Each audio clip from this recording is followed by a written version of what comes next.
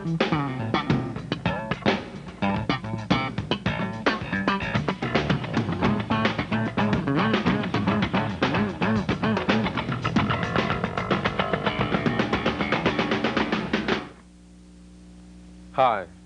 my name is Laboriel, and the song we just heard is called Alegría from my band Koinonia, from the album of the same title, Koinonia. You know, the purpose of this video is to encourage you and to inspire you, and more than anything else, to give back a little bit of the beauty and the joy and the love that I have experienced as a bass player for so many years. And I want to share some of my way of thinking, my way of being. I want to tell you that I have discovered that the most important thing of being a bass player is precisely that, to play the bass. To play the bass in a way that it supports whoever you're playing with, that accompanies them, that inspires them, that encourages them, that protects them, and that gives them a good feel. And as the video continues, I'll try to illustrate all of these different things, one way or another. You know, dialoguing with all the people in the industry is so important. Producers, artists, managers, engineers, one another as musicians, dialogue a lot. Ask them not from a perspective of insecurity, but from a perspective of trying to discover what more can be done to make it better, more beautiful, more fun. And through my years, I've discovered that dialogue sharpens one another, makes us better, challenges us, but it makes us better. And I hope that at the end of this video, you would want to play the bass that way. The reason being that in talking with all different people in the industry, other bass players have said to me, Abraham, tell them that if they are only interested in stepping out and being noticed and being the center of attention, that maybe they should consider a different instrument. And I am saying that to you seriously. Bass players are to be supportive of other musicians. There will be times when you can step out and be the center of attention, but remember, there's nothing wrong with just creating a beautiful foundation upon which other instruments can do their thing. And if you are not enjoying supporting other people, then change instruments. That's why there are so many different ones out there. And my concept of bass playing has been described, and I agree, as someone that is actually a drummer playing bass. And I'll be able to illustrate that more precisely later on. But I think of the bass really as a drum, as a percussive instrument that creates a strong rhythmic foundation. And if you watching this video happen to be beginners with no idea about music or about bass, I would like to suggest that first you study a little bit about ear training and some basic foundations on music, and just become very familiar with your instrument, so that later on you can apply the things that we are going to be sharing in this video to your own playing. But if you are a beginner and you've never played music or the bass, I think that there will be things in this video that are for all of us to enjoy together. You know, I want to introduce you to some of these instruments that you see here. Through the years, I've been very blessed and fortunate to participate in many, many recordings. This is an Italian-made Goya bass, and they don't make it anymore. In the early days, it had 4 buttons here, and all the musicians in Los Angeles would say, Abraham, here, let us see your Sears and Roebuck bass. And because this was the only instrument I had no choice but to play this instrument.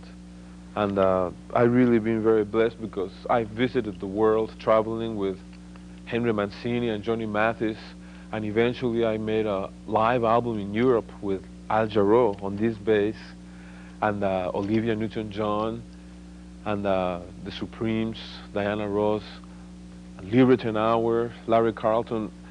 So many recordings I've been able to do this in the first 4 years of my career with this bass. Then things started to expand, and the next instrument I got was this Yamaha, which originally was a 4-string bass that there's a beautiful store in Los Angeles called Valley Arts. They converted it to a 5-string bass. And then another technician named Jim Tyler changed the electronics. So this now has become a 5-string bass, and it's been used in many recordings, like with Lionel Richie, All Night Long, and TV themes, films. I don't know, so many recordings through the years. And then I have this 8-string model made by Valley Arts, and the story behind this bass is one that many times brings tears to my eyes, because it took almost a year and a half to make. It was made so very carefully and so lovingly, and then one day they presented it to me. And this is my latest Valley Arts bass, a 4-string bass that uses 2 necks, which is an exclusive Valley Arts design, so that by quickly, within 10 minutes, taking the strings off, you can exchange the necks, and some special design that they have made keeps all the strings perfectly in tune, so that you don't need to change the bridge and you don't need to make any adjustments. And this is a fretless neck, and this is a fretted neck, and it's definitely one of the loves of my life. And to make a long story short, one of my most recent basses is a new 5-string Yamaha that has special pickups that are wired all the way from the back, called PCO pickups, so that it listens to the full length of the string, and it gives it a clarity and a brilliance that is really beautiful, fantastic. You'll be able to listen to all of this throughout the video. And you know, from I was born and raised in Mexico. And in Mexico, one of the most important instruments is the guitarrón. And Ernie Ball made this fretted guitarrón so that now I can play my roots, you know. And I've been making many recordings with this instrument. And you know something?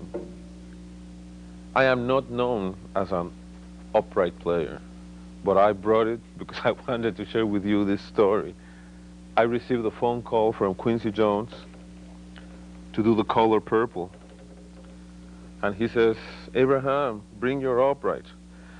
So I said to him, you know, because of basically not having time, I have a great love for the upright, but I don't have the time to develop the intonation that is all on the left hand. I said to Quincy, is it okay if the intonation is not very good? He says, yes, because the music that we're doing is in the style of the 30s, and in those days, the feeling of the bass was more important than the intonation. So I brought it, and much to my surprise, he had half of Count Basie's band, half of Duke Ellington's band there. And I was really embarrassed, but we played the Shoogie's theme in that film, and I played the upright, and uh-oh, the engineer says to Quincy very loudly, says, "Quincy, are you sure you want the bass in this recording?" And Quincy says, yes, yes, yes, this is the sound of the 30s. And then for everybody to hear in the studio, there were about maybe 25 big band musicians, he says, the bass is really out of tune.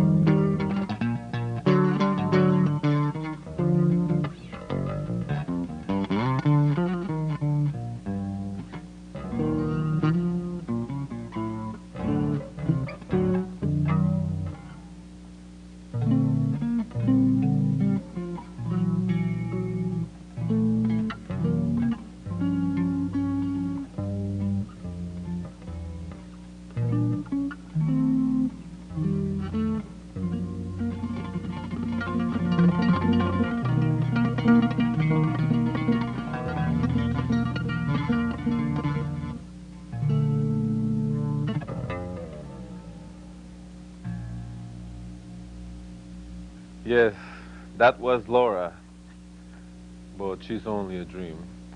Anyway, you might notice that some of the techniques that I use are known as rhythmic interpretations. On the upcoming book that shows all of this very clearly, the way the song is written is like this, you know.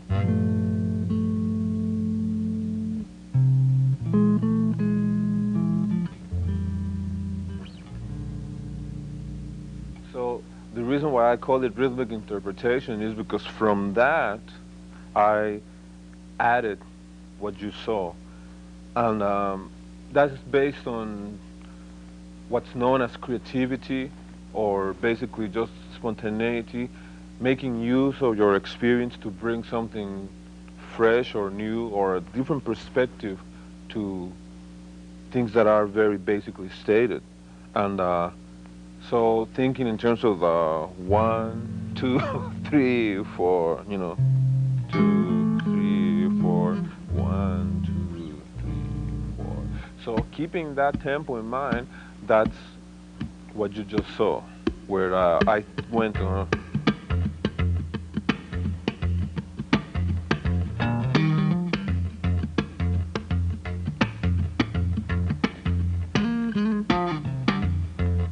So the rhythmic interpretation, it's different while still respecting what's on paper, you know. And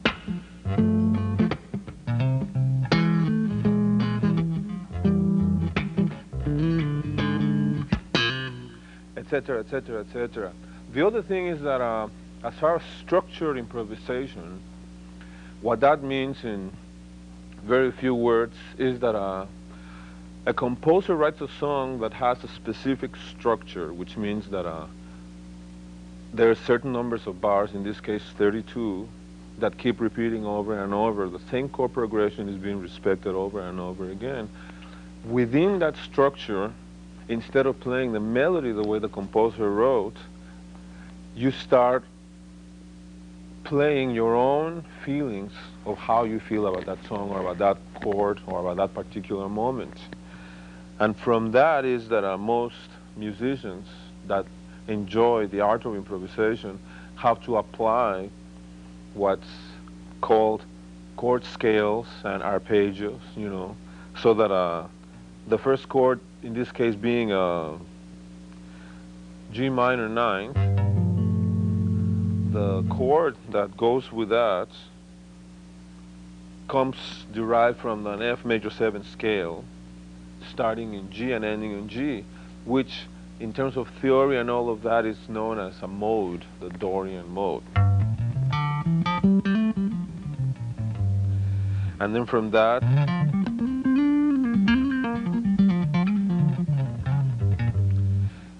which also is part of what you just saw me do in Laura. And this is not the place or the time to just go in great depth in these techniques, but I just want you to be aware as to what's going through my heart as I start taking a song that's well known like that, and then shifting its meaning in terms of rhythm, the rhythmic interpretation, and then improvising my own melodies within that same structure. The other technique that through the years I have become known for is the one of a four-finger technique.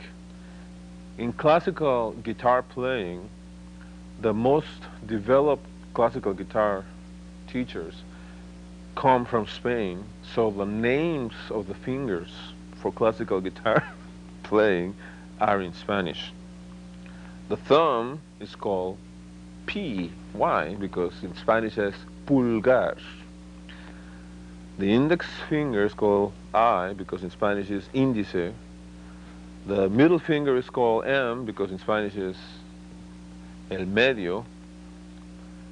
And so you have P, I, A, and then the ring finger in Spanish is called A for anular. Anular comes from anillo, which means ring. Hey, we're coinciding. So the technique that I use when I use a four-finger technique is like this. You know, 1, 2, 3, 4, P-I-M-A, P-I-M-A, P-I-M-A, P-I-M-A,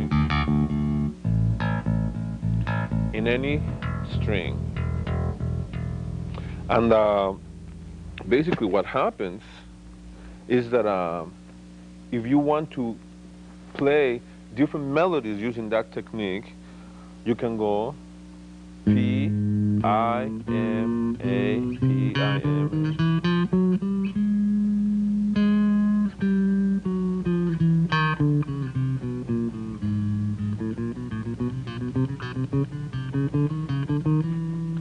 And then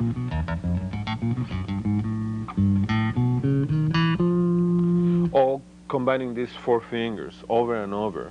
So you have, in terms of some of the useful patterns that I'll be illustrating later on, would be like you have the P, then the I-M-A,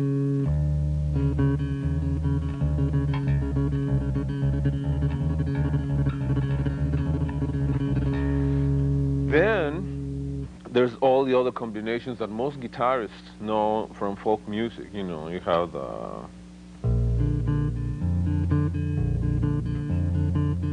all are P-I-M-A. Then you can reverse them, you know, P-A-M-I, P-A. So when your creativity starts being used, you can alter them in any of the many combinations. Since there's 4 of them, I believe there is maybe 8 or 9 different permutations. And then the other thing that I do is I use a 5-finger technique, which is not traditional, in which, for the sake of simplicity, we can call them 1, 2, 3, 4, 5. And 1, 2, 3, 4, 5.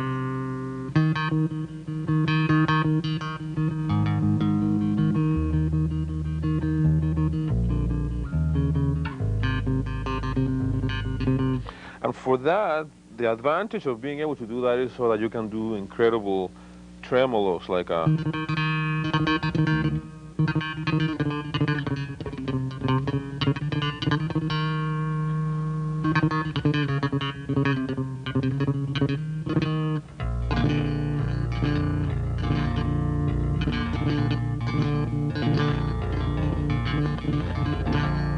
which is something that is one of my favorite things to do when I'm free to improvise in those particular ways, using a 5-finger technique. Then, in terms of different styles of music, like if you're playing a walking bass line, then whichever finger is available of the 5, you can introduce, you know.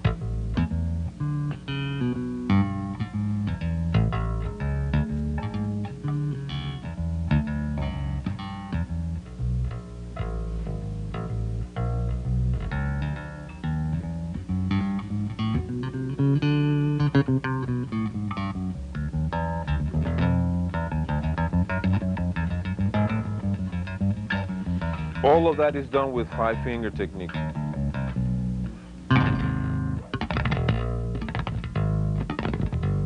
All of these lines, which require one to just slightly tap on the fingers, you know, on the strings. All 5 fingers. And then you think what is the logical place that you want to land in so that you can still function as a bass player. So if the name of the chord is a C chord, so you do F, E, A, etc., etc., etc. Whatever the chord is, the 5-finger technique can be used to land in the desired notes that you are supposed to be landing in. Another one of my favorite techniques is the 3-finger technique, P-I-M. And in the Friendship record, we played an introduction that was something like this, you know.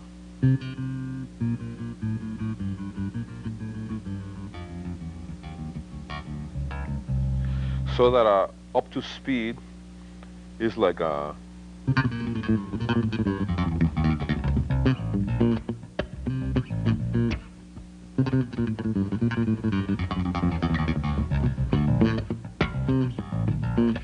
And I call it triplets because that's what they are, 1, 2, 3. One, 3 notes per beat, so that rhythmically you start thinking 1, 2, 3, 4, 5, 6, but in reality you're playing 1, 2, 3, 4, 5, 6, and then fast becomes,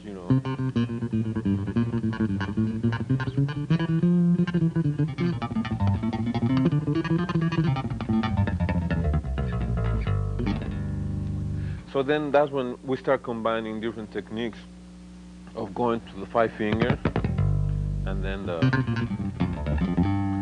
triplets. Another technique is triplet hammering. Hammering is traditionally done on the left hand so that you can play without using your right hand.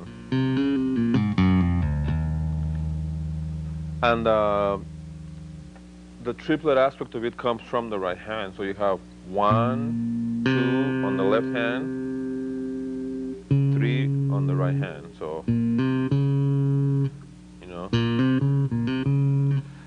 and then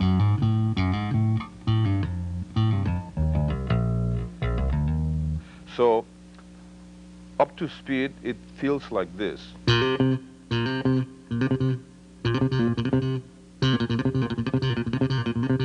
Which is one of the things that I like to do a lot. So 1, 2. Instead of doing like the other kind of triplets, which are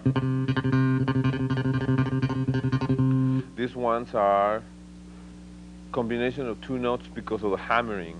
You have to use more than 1 note.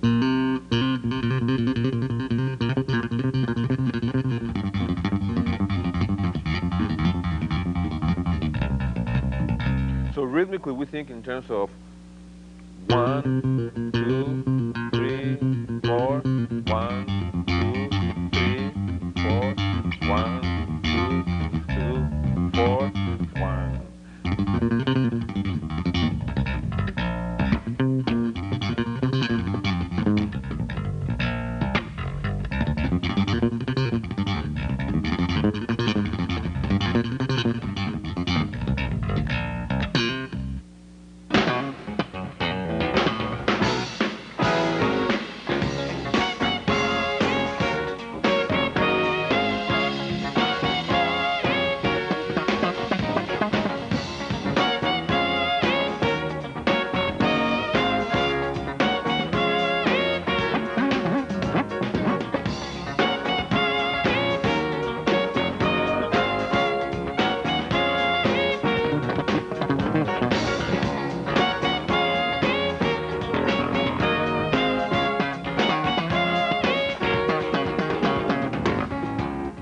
In the subject of thinking like a drummer, drummers do exercises known as rudiments.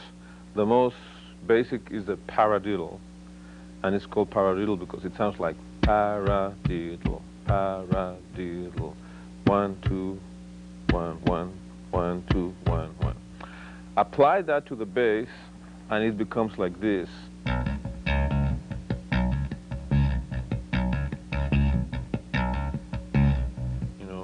1 and 1, 1, 2 and 1, 1.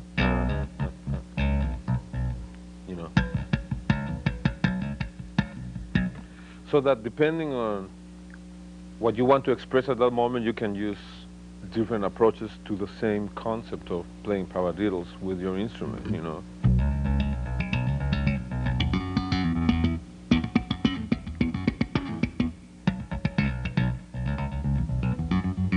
So there's many, many different colors that can be used depending on how you use your hands and your fingers. Another technique that has become definitely one of my, not necessarily overused, but very favorite, is the rocking of the right hand. And the right hand rocks kind of like that against the strings. And then combining with some of this triple hammering approach, you have 1 and 2, 1 and 2, 3, 4, 1, 2,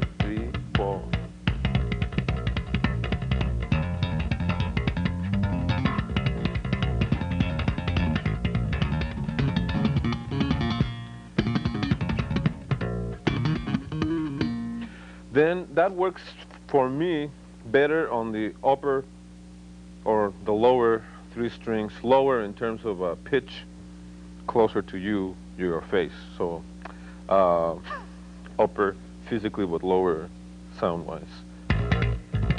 So that's the fourth string, then the third string, the second string. But then for the first string, it's better to do it coming from the other side of the bass, closer to your feet.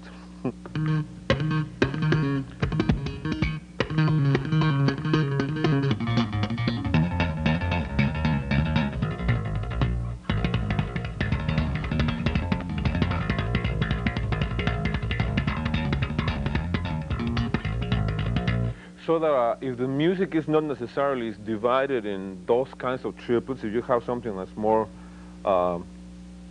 of an 8-note feel, you know, 1, 2, 3, that being the 8 notes, then you do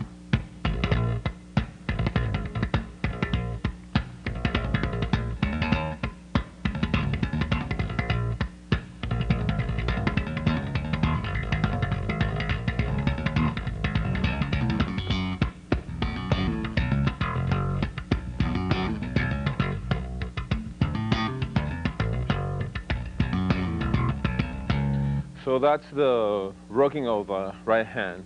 And then that also can be done slowly or fast, whichever way is more comfortable or what's called for in that particular song. Another technique is just the up and down strokes with the thumb.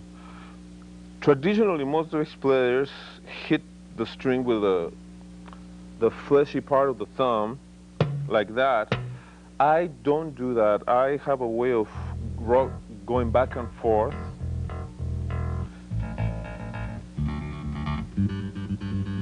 And then doing that technique combined with the triplets that I use, that I talked about earlier, you have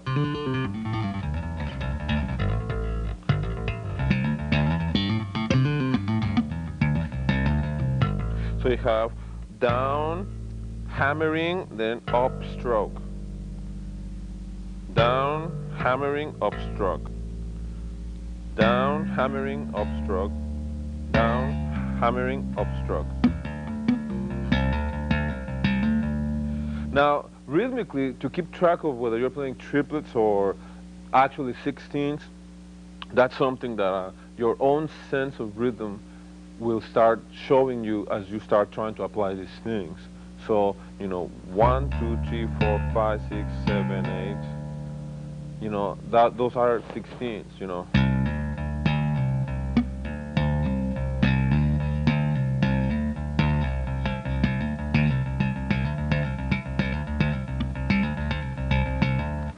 And the triplet would be, so that musically there's certain adjustments that you have to make it fit with the song.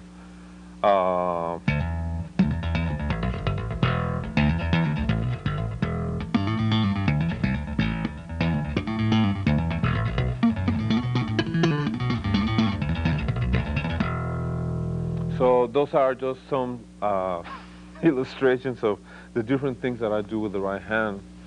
Then one other option, thinking as a drummer, is to play with my fingernails, hitting the strings, and that's known as the strum rolls. When people strum guitars, they strum them by going like this. And if you start playing with your fingernails, you basically hold each finger as if you were playing marbles against your thumb, and then let the finger hit the string that way. So it is like a... And what I do is I do 2, 3, 4, 5, 2, 3, 4, 5 in that order. So 2, 3, 4, 5, 2, 3, 4, 5, 2, 3, 4, 5.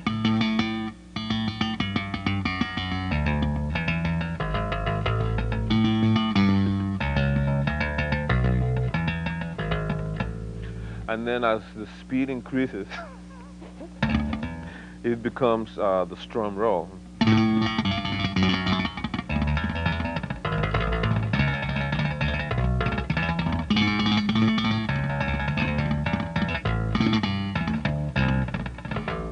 and then you just start applying your creativity and creating a feeling of whatever the moment also calls for.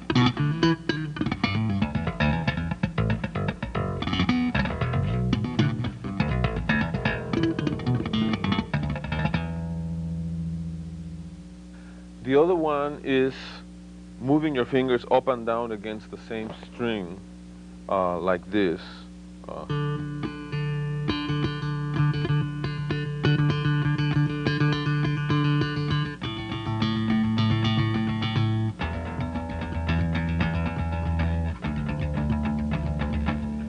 So that if you don't want to do it with the thumb, you can do it with the up and down motion of the fingers. And then that creates also a very nice effect. This is a little bit more advanced in terms of the combination of the triplets and the hammering and the up and down movement. So it's like so you have striking the string, hammering, bringing the finger up. So striking, hammering, up, striking down, hammering, and up like that.